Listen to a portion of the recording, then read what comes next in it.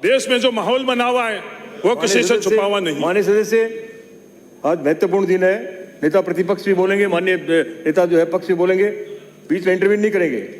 Please save करें। ये इनकी मजबूरी है सभापति महोदय कि मुद्दे की बात नहीं हो देश के अंदर, काम की बात नहीं हो देश के अंदर, तो इस तरह का कृत्य कर कर कहीं ना कहीं डाइवर्ट करें। ये इनकी मजबूरी है कि जहां इनको रहना है वहां से ट्रेनिंग भी इनको यही सिखाई गई है और वहां रहना भी इसी के माध्यम से ही रहेंगे। राजस्थान सरकार ने जो 2022-23 का बजट प्रस्तुत किया, मैं राजस्थान के मुख्यमंत्री आदरणीय अशोक गहलोत जी का तहे दिल से धन्यवाद देना चाहता हूं। मैं धन्यवाद यहां पक्का और कच्चा नहीं है राजेंद्र राठौड़ जी, यह धन्यवाद किस लिए देना चाह रहा हूं राजेंद्र राठौड़ जी, जो अन्याय आप लोगों ने किया राजस्थान के साथ किया, रेगिस्तान इलाके के लिए किया, वो अन्याय जो केंद्र सरकार नरेंद्र मोदी जी से पहले 90% पेयजल योजना के अंदर केंद्र सरकार का हिस्सा राशि होती थी और राजस्थान सरकार व दूसरे अन्य सरकारों की 10% होती थी। इनके सरकार में आते ही वो 90-10 का जो रेशियो था सभापति महोदय, वो उन्होंने 45-45 किया। ये हम लोगों के साथ अन्याय हुआ। वो 45-45 के बाद में 10% तक जो पैसा था वो किससे लेना? उपभोक्ता से लेना। उसमें कुछ संशोधन हुआ, संशोधन होकर 47.5% उपभोक्ताओं को सिर्फ 5% देना। सभापति महोदय, इन लोगों को नहीं पता कि वो तकलीफ कितनी होती है उस उपभोक्ता को। आज रेगिस्तानी इलाके के, आज बाड़मेर, जैसलमेर, बीकानेर, आपके चूरू के उन गांव में रहने वाले ढानियों के रहने वालों को 2-2, 2,500 हजार रुपए देना पड़ रहा है। ये एयर कंडीशन में बैठे हुए जो नीतियां बना रहे उनको नहीं पता। आज राजस्थान की सरकार ने जो 5% जो अंश उन लोगों को देने का प्रावधान आपने किया, भारतीय जनता पार्टी की केंद्र की सरकार ने किया, वो भार राजस्थान की सरकार ने खुद ने लिया और वो राहत पहुंचाई। उसके लिए मैं तहे दिल से धन्यवाद देना चाहता हूं। ये धन्यवाद जायज है या नहीं जायज है आप अच्छी तरह से जानते हो। क्या क्या सिलेंडर अगर 50-100 रुपए की वृद्धि दर के अंदर होती थी, आप भूल गए हो तो वो वीडियो वापस आप अपनी लाइब्रेरी में निकाल लो। सिलेंडर रखना, उस सिलेंडर के साथ में क्या क्या कृत्य करने, और आज उस सिलेंडर के दरों के माध्यम से हम लोगों के ऊपर, आम उपभोक्ता के ऊपर कितना बोझ, और वो बोझ की कमी राजस्थान की सरकार ने 500 रुपए की जो राहत दी, उसके लिए तहे दिल से मैं राजस्थान की सरकार को धन्यवाद देना चाहता हूं। इन बड़े लोगों को पता नहीं है, इनके जो सिलेंडर अपने आप ही आते हैं, इसलिए इन लोगों को तकलीफ नहीं पता है, पर जो सामान्य उपभोक्ता है उसको पता है कि वो बोझ भार कितना है। सभापति महोदय, जो 100 यूनिट फ्री हुई है उसके लिए मैं तहे दिल से धन्यवाद देना चाहता हूं। आज जो 8-8, 10-10 टन के जो एयर कंडीशन अपन लोगों के लगे हुए, अपने को क्या पता है वो 100 यूनिट का क्या मूल्य है। उस गरीब का 100 यूनिट माफ होना बहुत बड़ी बात है। आज किसान के ऊपर बहुत बातें होती है, बहुत नारे लगे जाते हैं। किसान की राजस्थान सरकार ने 2000 तक की यूनिट की बिजली माफ करी है, इसके लिए मैं इनको धन्यवाद देना चाहता हूं। सभापति महोदय, हम लोगों के परिवार बीमारी से नहीं घबराता था, बीमारी में खर्चे से हम लोग घबराते थे कि बीमारी आ गई, इस बीमारी के ऊपर जो खर्चा होगा वो वे हम लोग कहां से करेंगे। ये राजस्थान की सरकार है, उन्होंने चिरंजीवी योजना के माध्यम से वो डर, खौफ और भार हम लोगों से हटाया। ये सबसे ऐतिहासिक काम हुआ। और ये चिरंजीवी योजना का जो 10 लाख से बढ़कर 25 लाख रुपए का जो प्रावधान किया है, मैं राजस्थान के तमाम नागरिकों की तरफ से तहे दिल से उन्हें धन्यवाद देना चाहता हूं। चिरंजीवी दुर्घटना बीमा 5 लाख से बढ़ाकर और 10 लाख, इन बड़े लोगों को नहीं पता है। इन लोगों के अगर आप इनकम टैक्स रिटर्न देखोगे तो करोड़ों रुपए बीमा के हैं, पर जो आम लोग, जो राजस्थान के आम मजदूर, किसान, सामान्य परिवार से, उसके लिए 5 रुपए की जगह 5 लाख की जगह 10 लाख मिलेगा, तो उसकी राहत कितनी मिलेगी वो आम लोगों को पता है, इसलिए उनको धन्यवाद देना चाहता हूं। सभापति महोदय, राजस्थान के अंदर और देश के अंदर निरंतर आपदाएं आई। सबसे पहले आपदा आई टिड्डी के माध्यम से। इस टिड्डी के माध्यम से आपदा आई, बाड़मेर जैसलमेर के किसानों ने, राजस्थान की सरकार ने उस टिड्डी के जो आक्रमण हुआ उसको रोका। बहुत अच्छा प्रबंधन हुआ। तत्कालीन उस वक्त के जो जिला कलेक्टर थे जैसलमेर के, वो खुद जमीनी स्तर के ऊपर जाकर वो रोका। मैं उसको आज भी उनको तहे दिल से धन्यवाद देना चाहता हूं। और सभापति महोदय, उस वक्त जो प्रावधान बने हुए थे केंद्र सरकार के और यूएन के, उस प्रावधान के अंदर सिर्फ स्प्रे का ही प्रावधान था। उसके प्रावधान के अंदर जो दवाई पाउडर फॉर्म के अंदर थी उसके उपयोग के लिए प्रतिबंध लगा हुआ था। पर बाड़मेर जैसलमेर के किसान ने खुद अपने खुद की जेब से 70 लाख से लेकर 1 करोड़ रुपए व्यय कर और वो पाउडर खरीद कर, जो प्रावधान केंद्र सरकार के तरफ से और यूनाइटेड नेशनल के तरफ से, WFA की तरफ से था, उसके विपरीत जाकर और वो एक्सपेरिमेंट किया। और वो एक्सपेरिमेंट जो उन किसानों ने किया और उस एक्सपेरिमेंट के अंदर सफल हुए। क्या सभापति महोदय, जो किसान इस तरह का प्रयोग किया करता है, हम लोगों का दायित्व नहीं बनता है उस किसान को हम लोग मदद करें और जो भी उसका व्यय है। आज भी जैसलमेर के अंदर उन सोसाइटी के अंदर 70 से 80 लाख रुपए उस पाउडर फॉर्म में जो खरीद हुई उसके अंदर पड़े। तो मेरा नम्र निवेदन है आपकी तरफ से, हम किसानों को प्रोत्साहित करें। इस तरह से हम उस दवाइयों का भी भुगतान हम लोग करेंगे। सरकार नहीं करेगी तो किसान हतोत्साहित नहीं होंगे। किसानों के परिवार सक्षम हो चुके हैं, आपस के अंदर पैसा इकट्ठा कर भी दे देगी। और सरकार करेगी तो इससे बहुत अच्छा संदेश होगा और प्रोत्साहन मिलेगा। उस टिड्डी के बाद में कोरोना आया, बेहतरीन कोरोना का प्रबंधन हुआ, सब लोगों ने सहयोग किया। और मेरा व्यक्तिगत तौर के ऊपर मानना है कोरोना के अंदर अगर सबसे बेहतरीन फैसला कोई हुआ, उस वक्त के स्वास्थ्य विभाग के अंदर 5 तरह की दवाई का किट, और वो किट लेकर और डोर टू डोर जो सर्वे हुआ उसमें शामिल हुए तमाम मैं सरकारी कर्मचारी को आज के दिन में साधुवाद ही नहीं देना, साधुवाद देना चाहता हूँ। उस कोरोना के प्रबंधन के अंदर सबसे अगर सशक्त कोई माध्यम था वो विकेंद्रीकरण था, डिसेंट्रलाइजेशन था। बड़े बड़े अस्पतालों के अंदर कोरोना का प्रबंधन उतना अच्छी तरह से नहीं हो सका जितना कोरोना के सेंटर्स जो बनाए थे, उन सेंटर के अंदर छोटी छोटी जगह के अंदर कोरोना सेंटर के अंदर वो चीज हुई। तय दिल से मैं इस कोरोना के प्रबंधन के लिए भी राजस्थान की सरकार को धन्यवाद देना चाहता हूँ। सभापति महोदय, उसके बाद तीसरी आपदा हम लोगों के बीच में आई, लंपी। बहुत हम लोग नारे बोल, जय गौ माता, बहुत हम लोग पूजन करते हैं, गाय के पूजन और गाय के नारे। पर जब लंपी बीमारी आई सभापति महोदय, हम लोगों की प्राथमिकता उस लंपी के माध्यम से जो हमारे बीच में गोवंश था उसको बचाने की थी या नहीं थी। आज हम अगर आईना देखें, हमको सबको इस बात को स्वीकार करना चाहिए, दलगत हम लोगों की विचारधारा से ऊपर, कि हम लोग सामूहिक तौर के ऊपर फेल हुए लंपी के अंदर हमारी गौ माता को बचाने के लिए। बहुत बड़े स्तर के ऊपर किसी सर्वे की आवश्यकता नहीं है। जो हम लोग पशु आहार अपने खुद के गायों को देते हैं, इस पशु आहार की सेल बढ़ी है या घटी है, और घटी है तो कितनी घटी है, हमारा खुद का समाज का आईना वो अपने आप बता देगा उस पशु आहार के अंदर कितनी घटोती हुई है। और वो किसके कारण हुई कि जितनी दुधारू गाय थी हमारी खुद की, वो दुधारू गाय की हम लोगों के बीच में अंदर उनकी मौत हुई, उसके कारण ही होगी।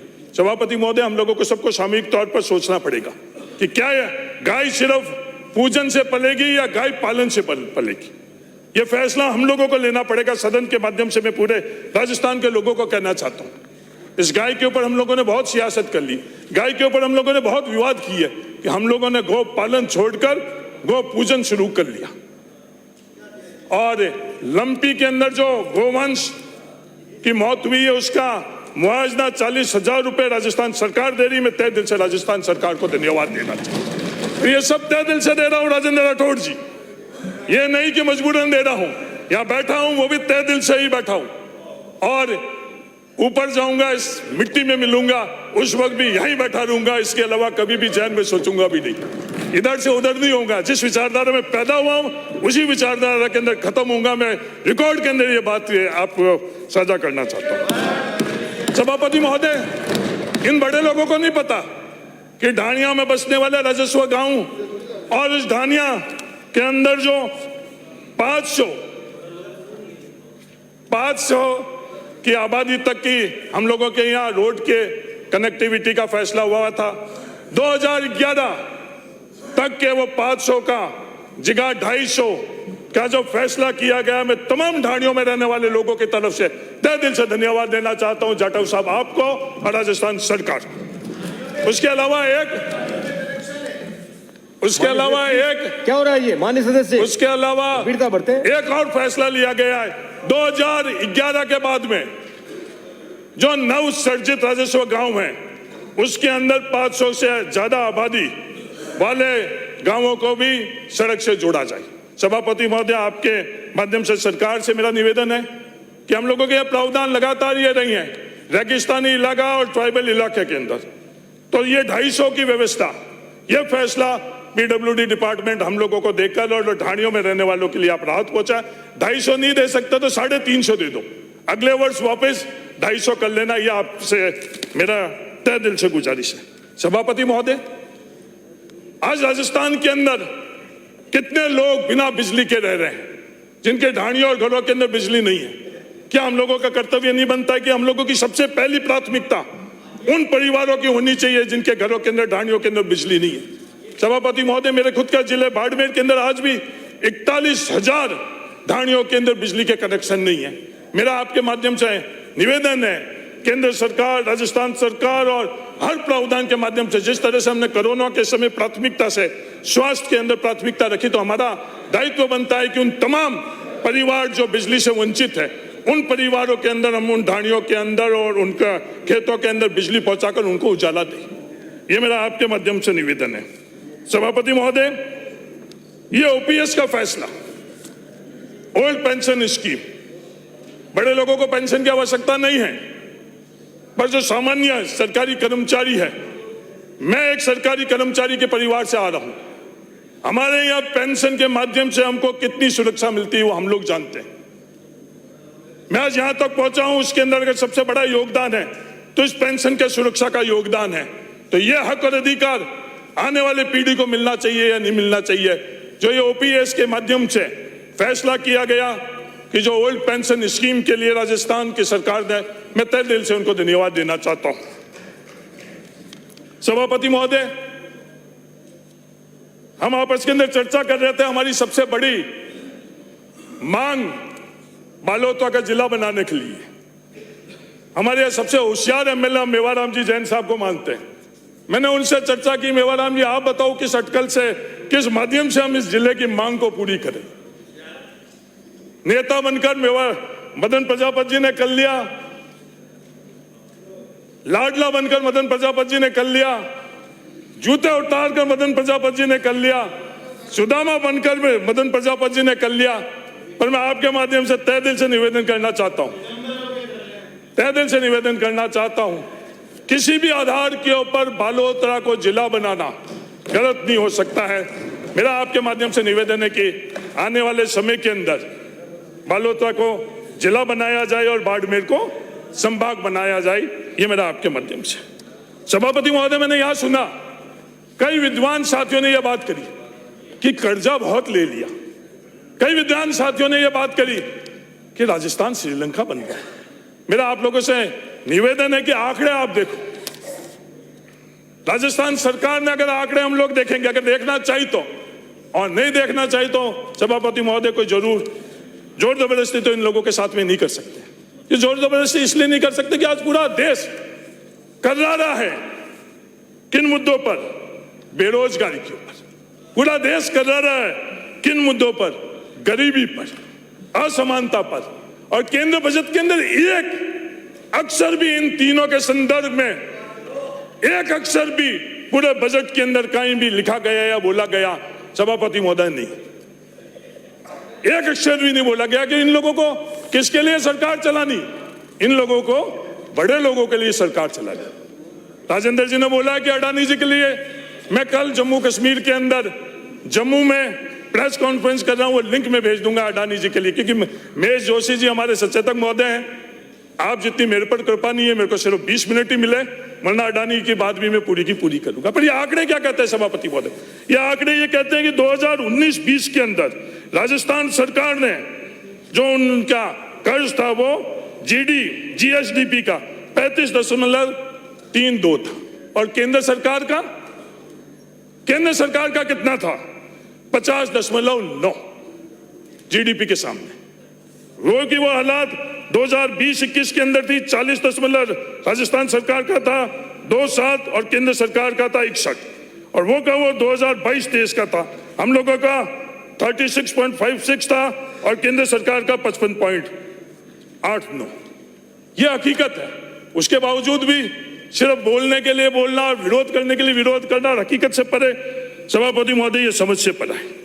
सभापति महोदय,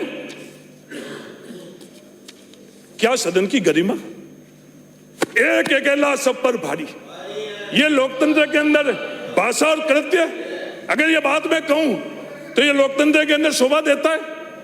आज राजस्थान की जनता के सामने अगर ये मैं बात रखता हूं, कोई भी व्यक्ति किसी सदन के अंदर इस अहंकार से बोलता है, लोकतंत्र के अंदर वो बात कभी भी उचित नहीं मानी जाएगी। पर सभापति महोदय, ये बात बोली गई, एक अकेला सब पर भारी, पर सभापति महोदय किस पर भारी? उन गरीबों पर भारी। ये आंकड़ा देखो इस हिंदुस्तान का, 2014 के अंदर स्वास्थ्य के अंदर, हेल्थ और सर्वाइवल इंडेक्स के अंदर हम 2014 के अंदर 85 स्थान था हम लोगों का, और एक अकेला सबसे भारी उन गरीबों के लिए, और आज है 146। आप नोट कर लेना इन सभी चीज को। और ये की ये चीज हंगर इंडेक्स में, भुखमरी के अंदर 2014 के अंदर 55वें स्थान पर था, और आज 2022 के अंदर 107 के अंदर। ये की ये स्टेट ह्यूमन फ्रीडम इंडेक्स के अंदर। ये आजादी कैसे मिली वो हम लोगों को पता है, बड़े लोगों को नहीं पता है। हमारे पूर्वजों के पास अधिकार नहीं रहते थे, हमारे पूर्वजों के पास भाषा का अधिकार नहीं, हमारे पूर्वजों के पास रहने का अधिकार नहीं, हमारे पूर्वजों के पास जूतियां पहनकर उन बड़ी जगहों के सामने से निकलने का अधिकार नहीं था। पर स्वतंत्रता के बाद में हम लोगों को अधिकार मिला, और वो अधिकार भारत के नागरिकों से छीना जा रहा है। वो दर्द भारत के नागरिक अच्छी तरह से जानते हैं। यही हालात हैप्पीनेस इंडेक्स में, एनवायरमेंट में, जेंडर इक्वलिटी में, डेमोक्रेसी में इंडेक्स में, यही ह्यूमन डेवलपमेंट में, प्रेस फ्रीडम में, पेंशन इंडेक्स के अंदर है। सभापति महोदय, ये बड़े अहंकार से बात कर रहे थे कि केंद्र सरकार पैसा दे रही है। माननीय सदस्य महोदय, केंद्र सरकार या राजस्थान की सरकार कोई पैसा खेत खड़कर नहीं देती। ये हम लोगों से टैक्स के माध्यम से पैसा लिया जाता है। सरकारों के पास अधिकार रहता है। राजस्थान के लोग टैक्स दे रहे हैं, उस टैक्स के अनुपात में राजस्थान को कितना पैसा मिल रहा है, यह आकलन अगर आप करोगे तो यह अहंकार आपका निकल जाएगा। पर सभापति महोदय, गंभीरता बरते, सभापति महोदय, माननीय सदस्य गंभीरता बरते, ये नए नए कुछ सीख लीजिए। वो क्या रहा है सभापति महोदय, हमारे को बजट के अंदर केंद्र सरकार ने जो स्टेट का एलोकेशन था वो 33,43,039 और मिला कितना? पिछले साल मिला हमको 2,70,936। ये 64,000 गई का, ये 64,000 गई का। अब देश और दुनिया समझ चुकी है अच्छी तरह से जानने की 64,000 करोड़ जो हमारे राज्यों के लिए थे, वो हमारे राज्यों से लेकर अपने मित्रों को दिए गए। वो ताकत किसको दी गई? उन मित्रों को दिए गई। और जब से सवाल उठाए जा रहे हैं, आज मैंने अखबार में पढ़ा, बड़े पद पर बैठे हुए व्यक्ति ये कह रहे थे कि आरोप लगाओ, और आरोप आधार होना चाहिए, तत्व होने चाहिए। सभापति महोदय, जो राहुल गांधी जी ने पार्लियामेंट के अंदर बात करी, आज संख्या बल के माध्यम से वो बात वहां से हटा दी गई है। पर ये सवाल जो खड़े किए हैं, वो सवाल दुनिया के अंदर कोई भी मिटा नहीं सकते। आज ये ताकत उन लोगों से दी। आज सभापति महोदय,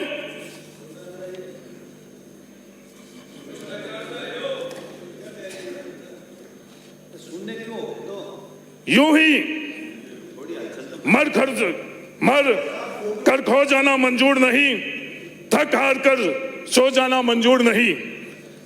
न सोचो मैं डरकर पीछे हो जाऊंगा, बिना लड़े कुछ हो न जाना संभव नहीं।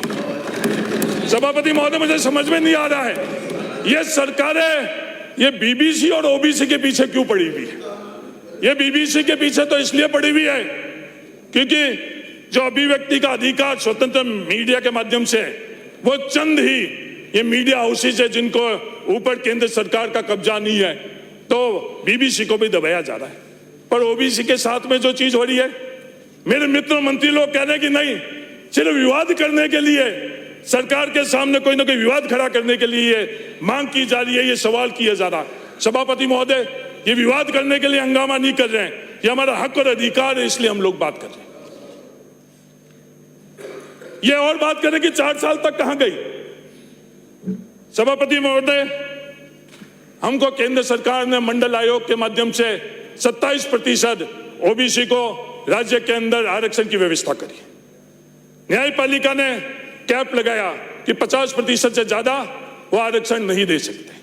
ईडब्ल्यूएस के लिए हम लोगों का यह प्रस्ताव आया, सर्वसम्मति से हम लोगों ने सबने किया, बिना कोई राजनीतिक विचारधारा को कर बहुत तालियां बजाई, हाथ भी थक गए होंगे और बहुत तालियां बजाई ईडब्ल्यूएस के लिए। न्यायपालिका ने भी यह फैसला किया कि जो 50% का कैप वो अब मान्य नहीं है। तो सभापति महोदय, जो 27% का प्रावधान सरकार की तरफ से है, क्या हमारा हक और अधिकार और मांग नाजायज है? अगर कोई भी ये बात हमें समझा दे तो ये हक और मांग नाजायज है, तो मैं ये आप लोगों के माध्यम से माफी मांगूंगा। सभापति महोदय, जो विसंगतिया था ओबीसी के अंदर, आज 21% भी आरक्षण, 21% आरक्षण के सामने उतने पद के अंदर नौकरी नहीं मिल रही है, तो उन लोगों के साथ में अन्याय नहीं है। सिर्फ विवाद करने के लिए हम लोग ये बातें थोड़ी कर रहे हैं। सभापति महोदय, किसी से अगर आप चर्चा करो, मेरे पिछले दिनों के अंदर भूतपूर्व प्रधानमंत्री मनमोहन सिंह जी से चर्चा हुई, उनका मानना था कि इस देश के सामने सबसे गंभीर अगर कोई चुनौती है तो गलत आंकड़े और आंकड़े नहीं होना, और सबसे बड़ी अगर हम लोगों के देश के अंदर है गांवों के और शहरों के बीच में जो खाई पड़ी उसके अंदर। सभापति महोदय, अगर सही आंकड़ा अगर किसी को मिलता है तो इससे किसको तकलीफ है, किसके साथ अन्याय हो रहा है? आज हम लोगों के समाज के अंदर, देश के अंदर जातिगत व्यवस्था है। इस जातिगत व्यवस्था के अंदर अगर जातिगत जनगणना अगर नहीं होगी तो कहां होगी? या तो हम लोग सर्वसम्मति से इस बात को तय कर ले कि राजस्थान के अंदर कोई भी जाति के आधार के ऊपर कॉलम नहीं होगा, कोई भी व्यवस्था नहीं होगी, तो जरूर जातिगत जनगणना की आवश्यकता नहीं है। तो जातिगत जनगणना से हम लोगों को हकीकत पता चलेगी कि जो भी योजना हम लोग बना रहे, जो भी फैसला हम लोग कर रहे हैं, अगर केंद्र सरकार नहीं करेगी, फिर मेरा निवेदन है सदन को कि जैसे बिहार के अंदर जातिगत जनगणना हुई है, राजस्थान के अंदर भी ये जातिगत जनगणना होनी चाहिए। बाकी जगह तो हम गठबंधन कर लेते हैं, बड़े बड़े लोगों के लिए हम लोग गठबंधन कर देते हैं, प्रधानमंत्री जी अडानी जी से गठबंधन कर लेते। इस सदन के अंदर भी मैंने एक और गठबंधन देखा, बड़े हंसे, बहुत तालियां बजी, ओम शांति। माननीय सदस्य, ये भी सदन के अंदर देखा, ये सदन के अंदर देखा, बड़े कुर्सियों पर बैठे हुए नागौर का गठबंधन भी हमने देखा। पर ये गठबंधन इन गरीबों के लिए करो, ये मेरा आप सब लोगों से निवेदन है। अगर ये गठबंधन हम गरीब के लिए करेंगे, गठबंधन हम राजस्थान के लिए करेंगे, जब जाकर हम लोगों के राजस्थान आगे बढ़ेगा। तो मैं तहे दिल से सभापति महोदय, ऐसे कई व्यवस्था हुई, कई फैसले हुए। मैं बाड़मेर जैसलमेर से आता हूं। 5 साल के अंदर इंदिरा गांधी नहर के माध्यम से जो पानी किसानों को मिला और उससे पहले 5 साल तक नहीं मिला, कहीं भी जाकर कोई भी चला जाए, बॉर्डर पर ऊंट पर बैठकर भी घूम रहे हैं, तो वहां भी हमारे ये ऊंट उन आईजीएनपी वाले किसानों के बीच में कर ले कि 5 साल तक बहुत अच्छा पानी मिला है। इस तरह का फैसला और इस तरह की व्यवस्था हुई है। और ये फैसला और व्यवस्था क्यों कि वहां के जनप्रतिनिधि, चाहे साले मोहम्मद है, रूपाराम जी हो, हेमाराम जी, इन तमाम लोगों ने 4 साल तक प्रयास किया कि आईजीएनपी का जैसलमेर के अंदर पानी का प्रबंधन हुए। इस तरह के फैसले राजस्थान की सरकार निरंतर करती आई। अंत में सभापति महोदय, आज राजस्थान की सबसे बड़ी अगर कोई प्राथमिकता है तो वो प्राथमिकता है शिक्षा, रोजगार और सुविधा की व्यवस्था खत्म करनी। इस शिक्षा के माध्यम से हम लोग आज यहां तक पहुंचे। और सबसे बड़ा अन्याय कोई होता है, आर्थिक विषमता से अन्याय नहीं होता है। वाणी से समाप्त करें प्लीज। आर्थिक, मैं इस कंक्लूड करता हूं, आर्थिक विषमता से अन्याय नहीं होता है, सामाजिक व्यवस्था से अन्याय नहीं होता है।